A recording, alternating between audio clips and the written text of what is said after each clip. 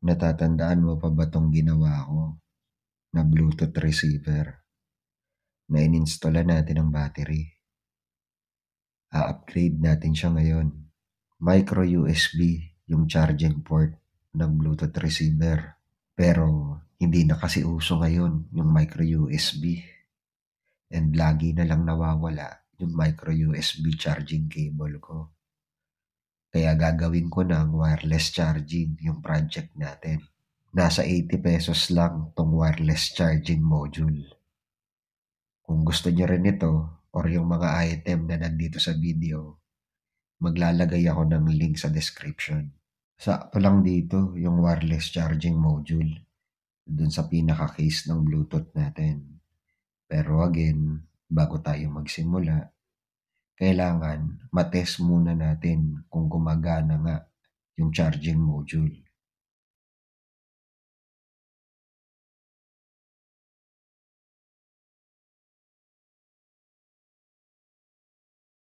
Gamit yung multi-tester natin, susukatan natin ng DC voltage yung pinaka-output ng charging module.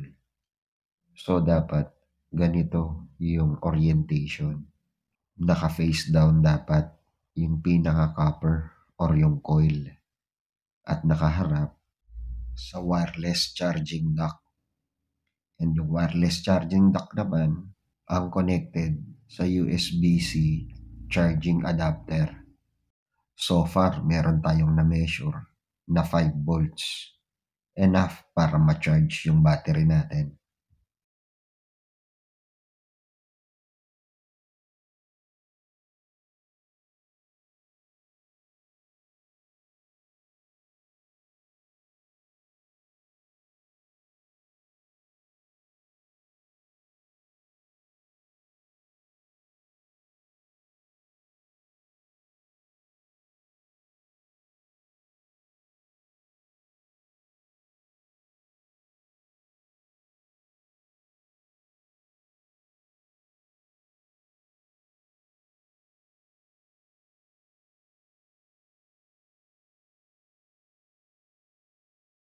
Dito sa part na to, tinetest ko yung orientation or kung makaka-penetrate yung wireless charging dun sa pinaka-case ng Bluetooth receiver.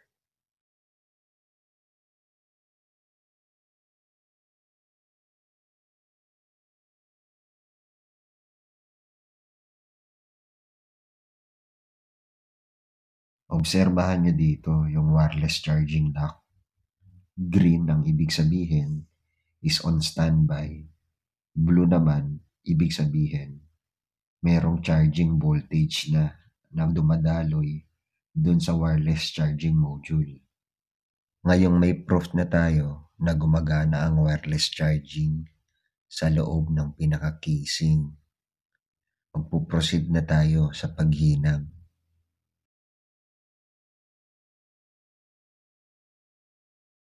I-off ko muna yung Bluetooth module bago ako maghinang, and directly ihihinang ko yung wireless charging module dun sa battery. Nagkabit na ako dito ng mga wires sa charging terminal. Pero malas yata ako dito kasi nabunot yung pagkakahinang ng battery dun sa battery terminal. Tinning or pre-soldering ang ginagawa ko rito. Nilalagyan ko muna ng soldering lead yung mga wire para madaling kumapit dun sa paghihinangan ko.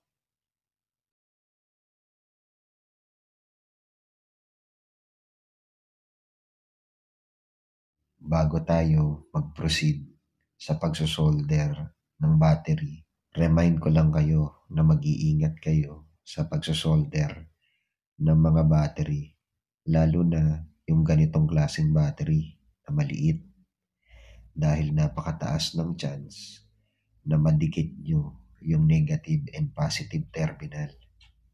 Pag nangyari yun, pwede kayong magka-problema or makasira ng component. After connecting ng wireless charging module directly sa battery, Namroblema ako dito. Ayaw kasi lumabas nung red light charging indicator dun sa Bluetooth receiver natin.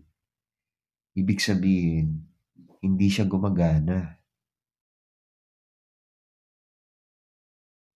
Meron pala dito na 5 volts input. Dito dapat talaga ilalagay yung wireless charging module.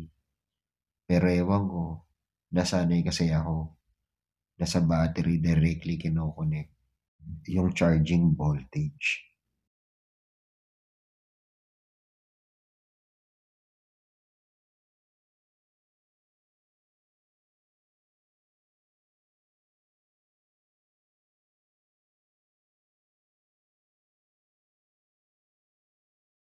Napalabas ko na dito yung charging indicator na red light. So, ibig sabihin, successful na to.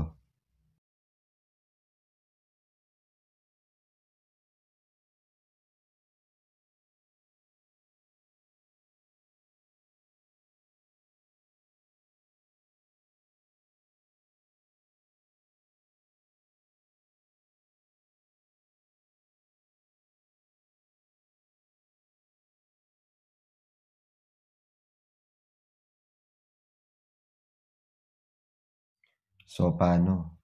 Yun na lang muna siguro sa ngayon. Keep safe sa pagdi-DIY. Peace.